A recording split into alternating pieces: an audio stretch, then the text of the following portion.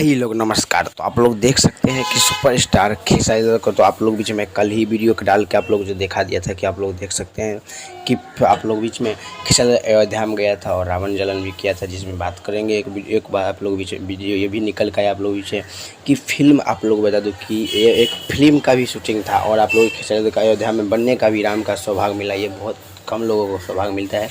इसे बता दूं कि आप लोग जो फिल्म राजा राम, दोस्तों कैसा आप लोग नाम ही सुन के आप लोग लगा होगा कि राजा राम, इसमें कुछ रियल भी होगा और कुछ आप लोग शूटिंग भी किया है।